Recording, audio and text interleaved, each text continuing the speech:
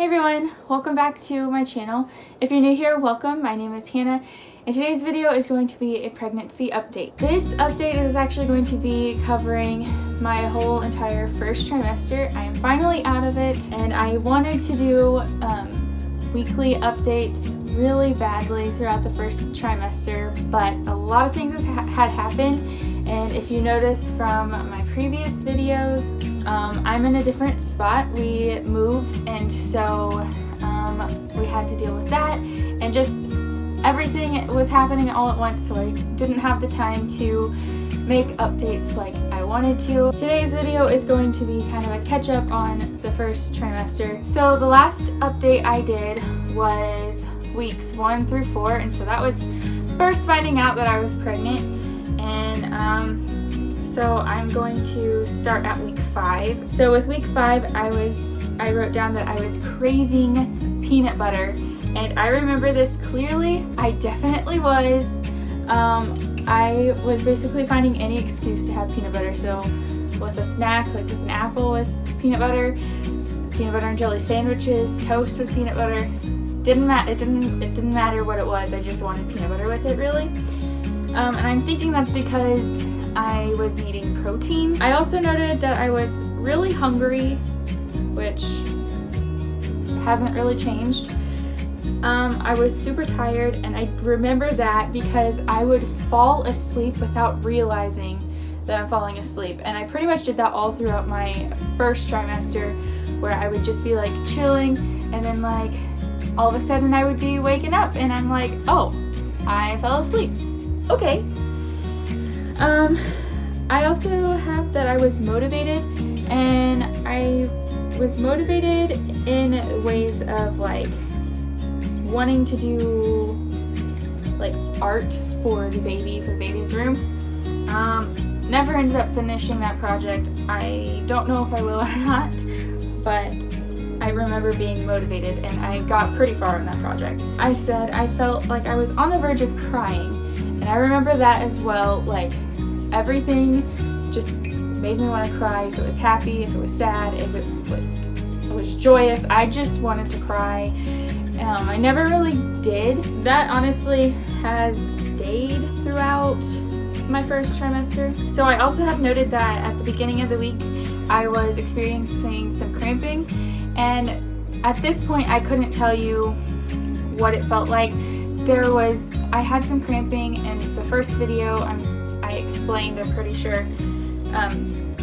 They weren't like regular period cramping. It was odd and different, so check out that video if you want to see hear the difference of what they were. So I don't remember if it was still that kind of cramping that I was experiencing, or if it was more like a period cramp. Okay, so moving on to week 6, I was exhausted, and I feel like that's just a trend throughout all of my first trimester.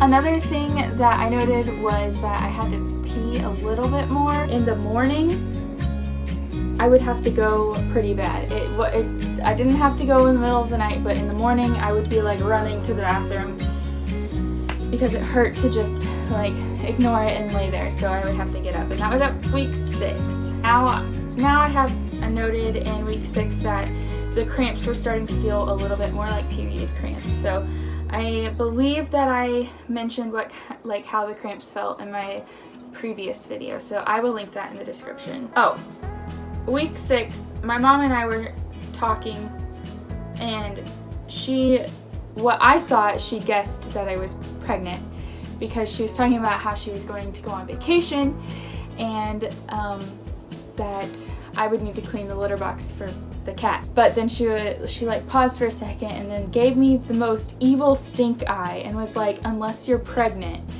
And I was like, no. It was the craziest thing. And then when we told her that we were pregnant on Mother's Day, she said she had no idea, and she didn't realize that I thought that she had guessed it. So that was really crazy, and I was very stressed out at that moment.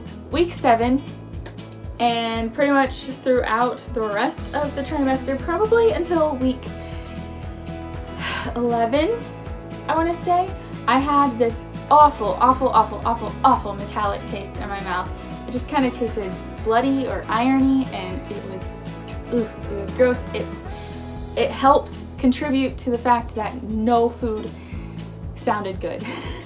I wanted nothing to do with food, except for whenever I was like craving something like peanut butter. I could usually get through the mornings just fine. Like if I woke up and I had breakfast, I would be fine, like to think about what do I want for breakfast, but from then on nope, there was no way I could think about what kind of food I wanted for the rest of my meals. During week 7, I also started to notice that brushing my teeth was getting a little bit trickier, but not as much as I'm experiencing now. That happened, I don't really know, I don't remember how much of a struggle it was, but I really don't think it was that bad, and I was just kind of like writing it down because it happened once. So there's that, take that with a grain of salt.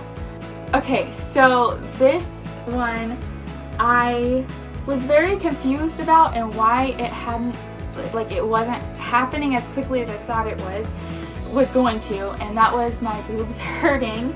And during week 7 they started to hurt a little bit, just a little bit, but it was kind of manageable. And then but during week 8, 9, 10, and 11 my boobs hurt really, really, really, really bad.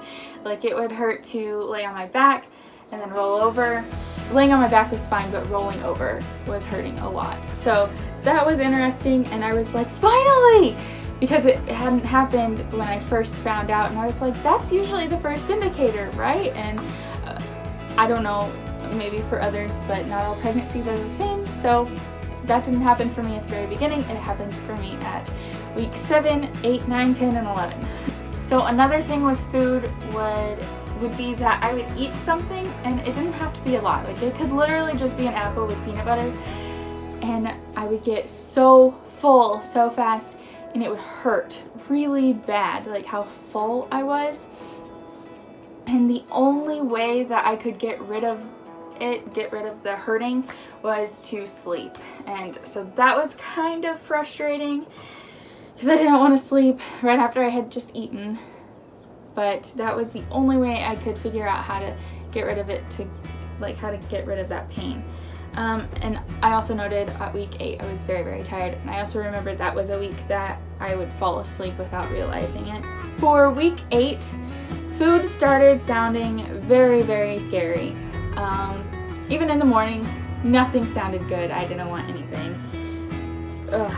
So week 8 was also the week that we had our first ultrasound, and up until then I felt like I was still just waiting for my period to come, and I knew it wasn't going to happen. I'm like, I'm pregnant, and I know it's not going to happen, but it just wasn't real. So we ended up having our ultrasound, and we saw the little baby. We couldn't record anything, which was a really big bummer because I don't know why our hospital was very stingy on how many photos we got, but we only got 3 prints, no USB drive or anything like that, and no video of the heartbeat.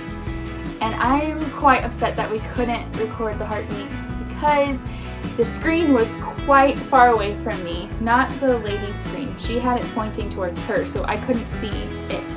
So the screen on the wall was pretty far away, and the baby was so small, but she was like, oh, there's the heartbeat, and I was like, yeah, that's a heartbeat. I couldn't see it at all.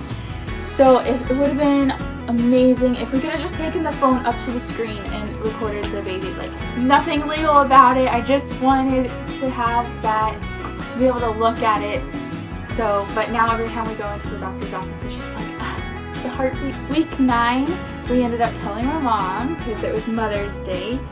And let's see, I wrote that I'm starting to have to get up in the middle of the night to pee. Just starting to.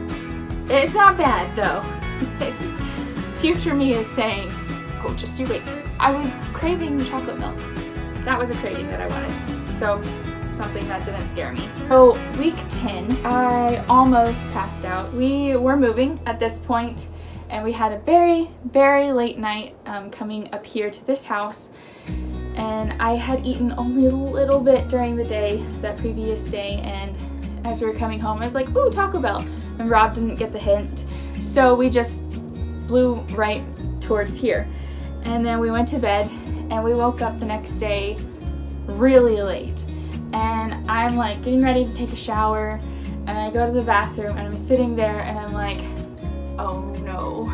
I've passed out before. I know exactly what it feels like, and everything that had happened that time was happening this time. So I was like, Rob, I'm gonna pass out. And so he charges to the bathroom and I'm like crying and like shaking and sweating and just like all of the things that happen whenever I pass out. And then I was like, I've got to lay down. So I laid down on the bathroom floor and I escaped passing out. So week 10, I also was craving shrimp or seafood. I don't know, that week, that's what I wanted, and that's pretty much what I got. During week 10 with food and eating in my stomach, I wrote down that if I waited until I was hungry, my stomach would hurt and I would want no food at all, but I knew I needed to eat. If I ate before my stomach would, like before I actually got hungry and my stomach told me I was hungry, when I ate, well, after I ate, my stomach would hurt really, really bad. Not like throw up hurt, but like cramping hurt, like, ugh, why did you eat food? So it was kind of like a do I eat, do I not eat? I don't know. So that lasted a few weeks. I think at week 12 it started to stop doing that. Pretty sure. So that was happening and that was not a fun time either. Okay, so for week 11 I wrote that I had the same stomach issue happening whenever I would eat, and I also put that I was super sensitive to smells.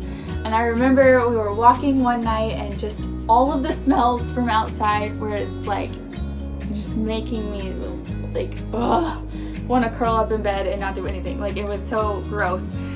And I also remember that is when I started to not be able to handle the smell of onions and garlic.